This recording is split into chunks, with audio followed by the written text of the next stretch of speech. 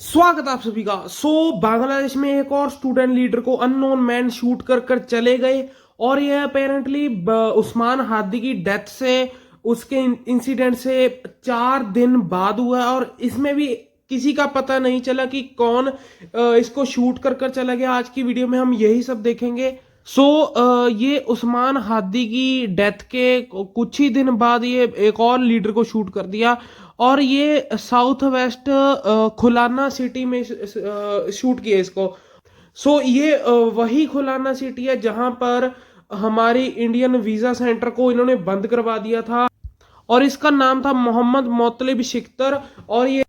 और ये एनसीपी जो पार्टी है उससे बताया जा रहा है। एंड मैं आपको बता दूं कि ये बंदा ना काम करता था जो लेबर वाले थे, गरीब बंदे बेसिकली, उनको ये मोबिलाइज करता था। एंड इसका बहुत ही मेन रोल था जो 2024 में प्रोटेस्ट हुए हैं, शेख हसीना के विरुद्ध हुए थे जो प्रोटेस्ट।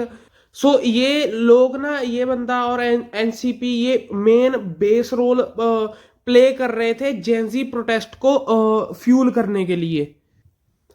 और इसको भी अभी हेड में ही शूट किया, left side of his head, आप ये देख सकते हो। एंड इसको अभी हॉस्पिटल में इलाज के लिए ले जाया गया है। एंड कई आउटलेट्स इसकी सिचुएशन क्रिटिकल बता रहे हैं, कई बता रहे हैं कि आउट ऑफ डेंजर है।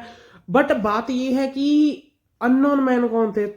मैं सबसे पहले आपको बता दूं कि जो गवर्नमेंट की तरफ से रिप्लाई आएगा हमको उसको मानना चाहिए, क्योंकि जो अभी अभी के समय पाकिस्तान के आईटी सेल, इनके एंटी इंडिया जो सारे देश हैं उनके आईटी सेल बहुत ही ज्यादा एक्टिव होंगे। अगर किसी ने बोल दिया ये उसको ही पकड़ लेंगे बिना किसी उसके कि हाँ इंडिया ने इसको मारा। मैं आपको बता दूं कि इस बंदे को शूट करने के बाद बेसिकली आप देखोगे कि इसमें इंडिया के इंटरेस्ट पूरे होते हैं। बट इस बंदे को शूट करने के बाद एक ये भी चीज है कि ये इंश्योर किया जा रहा है कि इंडिया और बांग्लादेश में टेंशन बढ़ती रहे, बांग्लादेश में कैओस बढ़ता रहे। एंड पहले भी जो उस्मान हादी की डेथ हुई थी वो एक इंडिपेंडेंट स्टूडेंट लीडर था और वो ना तो उसे यूनुस पसंद करता था ना कोई और पसंद करता था और उसको भी मारा गया। यहाँ पर ना बेसिकली कुछ दिमाग में आपके भी चीज खड़कती होगी कि ये सब क्यों हो रहा है। एंड मैं आपको बताता हूँ कि यूनुस की एडमिनिस्ट्रेशन प्रोटेस्ट को रोकना बिल्कुल भी नहीं चाहती।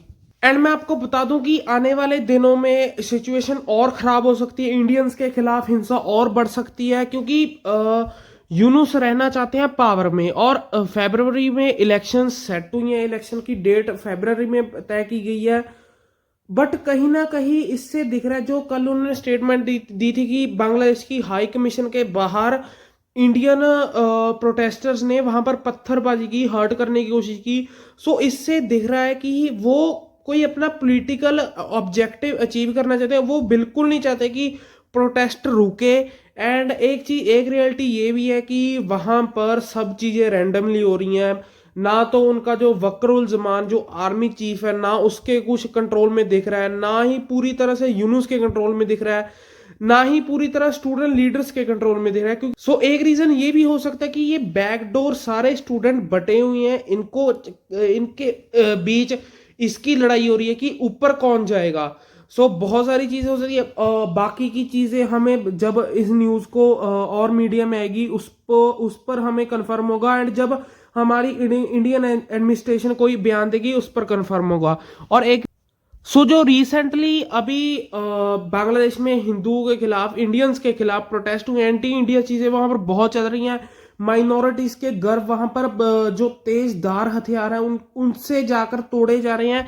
इसी बीच Jammu and Kashmir students association ने हमारे पीएम नरेंद्र मोदी जी को लेटर लिखा है कि इंडियन गवर्नमेंट को इसके बीच दखलंदाजी देनी चाहिए बांग्लादेश के मैटर के बीच, क्योंकि वहां पर 9,000 से ज्यादा स्टूडेंट मेडिकल डिग्री की स्टडी कर रहे हैं। और उनको लग रहा है कि हम सेफ नहीं है, इंडियन गवर्नमेंट को हमारी सेफ्टी को इंश्योर करने के लिए बीच में दखलंदाजी देनी चाहिए बांग्लादेश में। ये दूसरी कॉपी है उस लेटर की, ये वो पहली थी, आप स्क्रीनशॉट लेकर पढ़ भी सकते हैं, स्क्रीनशॉट लेकर। और ये अभी इसका भी आप स्क्रीनशॉट ले सकते हो, all India medical student association, अगर आपको प्रूफ चाहिए कि क्या मैं सच बोल रहा हूँ या झूठ। सो वहाँ पर हालात बहुत ही ज़्यादा ख़राब है। इंडिया को उनको कंट्रोल करने के लिए स्टेप्स लेने चाहिए, क्योंकि क्योंकि रशिया के जो एम्बेसडर हैं उन्होंने भी कहा कि ढाका को, दिल्ली के साथ टेंशन को कम करना चाहिए। उसको याद करना चाहिए 1971 में जो इंडिया ने बांग्लादेश की हेल्प की थी आज़ादी मिलने में, उसमें रशिया भी शामिल था। वो बहुत ही लंबी कहानी हो जाएगी। तो एंड इंडिया को अभी स्टेप्स लेने चाहिए, क्योंकि बांग्लादेश बेसिकली आज़ाद हमारी वजह से ही हुआ, हमारी वजह से ये कंट्री बना। और अगर उसी कंट्री में हमारी कम्युनिटी को थ्रेट हो और सेफ फील ना करें, इंडिया को बीच में आना चाहिए और बांग्लादेश से बात करनी चाहिए। अगर ज़रूरत पड़ी तो हमें फोर्स का भी यूज़ करना चाहिए, क्योंकि आप देखोगे कि बांग्लादेश बहुत ही ज़्यादा एंटी इंडिया हो चुका है अभी। कोई इसके रीज़न नहीं है। आखिर में मैं आपको यही कहना चाहूँगा कि किसी भी फेक न्यूज़ से बचे। बांग्लादेश अभी बांग्लादेश पाकिस्तान और टर्किश चाइनीज़ आईटी सेल बहुत ही ज़्यादा एक्टिव होंगे इंडिया की इमेज को हर्ट करने के लिए। उनसे न्यूज़ ना लें, एक बार डबल चेक कर लें। अगर कुछ ऐसा कुछ होता है तो मैं आपके लिए वीडियो ला दूंगा, आप मेरा चैनल सब्सक्राइब कर सकते हैं, बट फेक न्यूज़ ना लें।